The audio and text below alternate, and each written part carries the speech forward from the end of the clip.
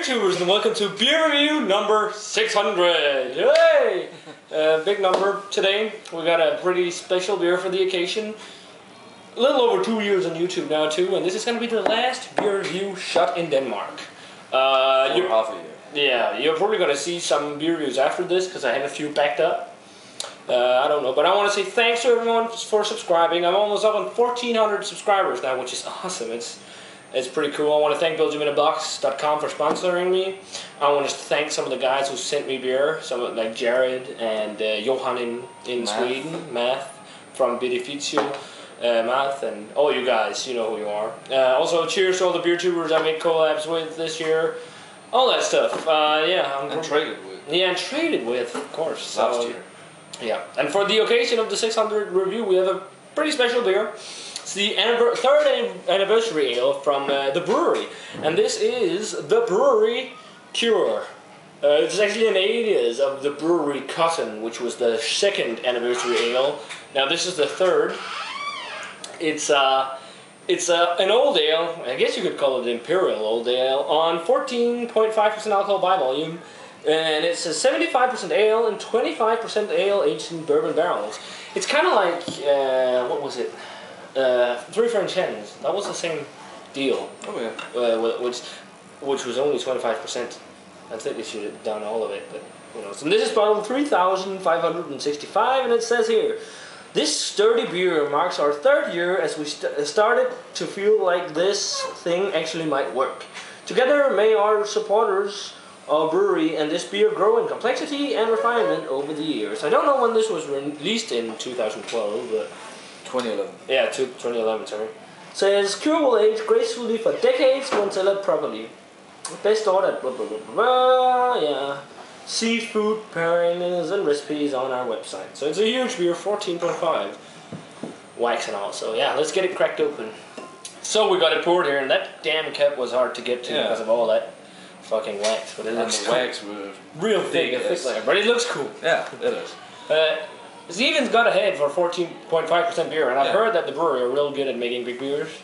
Like, for example, Black Tuesday. I'd love to try that some time. But it looks like an old ale. It's a dark ruby, amber kind of color.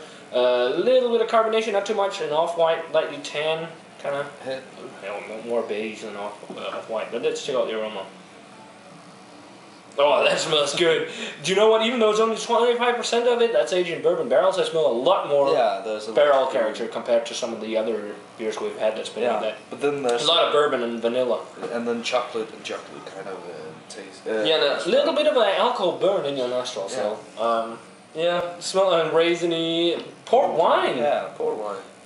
Some sweet kind of dark caramel, some brown sugar notes, molasses. Yeah, little. Like coffee. No, this smells real big. It smells really, really good actually. Nice vanilla. This is like the dried dark fruits too. Yeah, maybe some green apple kind of notes as well. That's my cousin. It smells really good. Nice bourbon quality. Should we give it a taste? Yeah. Cheers. Cheers. And congratulations with the 600. 600. And this is our last. In a while. Let's not go beyond Skype. Yeah. Yeah. Cheers. Last review together. Yeah, well, there probably going to be some after that. Yeah, but still, you know, cheers. Let's it's an emotional moment. Let's give it a taste. Cheers. Wow, that is freaking awesome. This is awesome. This is awesome and sweet. Wow, the alcohol. You can't taste it's 14.5% at all. Nope. It's so well hidden. And the heat is actually masked as well. You can tell it. And it's got a medium to full mouthfeel and it's like oily. Yeah. Sticky. It's got that sticky gloss in your lips. That's real nice this here. A lot of the bourbon, vanilla notes, a lot of dark fruit, dyed dark fruits, like a rum or whiskey soaked raisin kind of. And a lot of bourbon, and I understand why they haven't aged all of it in bourbon. Yeah, because that would be overdone in that sense, so you'll get too much bourbon. This is really well made. It's like the bourbon character really have caught on to that 25% that have been. And I like coffee note in there too, actually, almost. Which I don't know where that comes from, because but dried dark fruits, a little bit of a tobacco note maybe, some molasses too. Yeah. What do you pick up? Again, some kind of soya sauce kind of taste as well, and some caramel. Yeah, dark caramel. Toffee. And maybe some creamy, milky kind of. Maybe it's the consistency kind of. I was actually,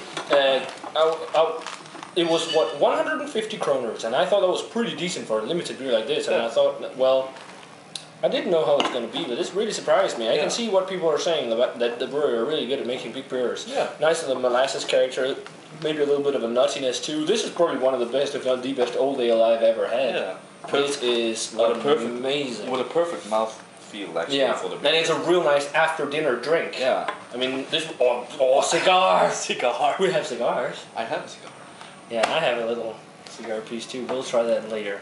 But yeah, this is real good stuff. I would say pick up a bottle. Rating wise, for me, I'm actually going to go 95. This is an amazing beer. I want to try more stuff from the brewery.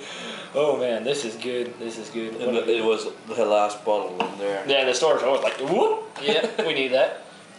I'm landing in a 96, and I'm agreeing with you. This is one of the better old ales I've tasted, and it's perfect.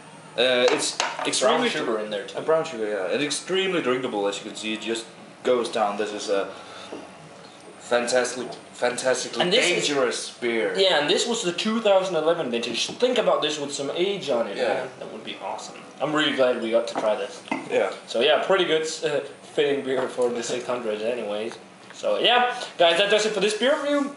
A 95 from me, 96 from Jakob for the Bruery Cuir Old Ale.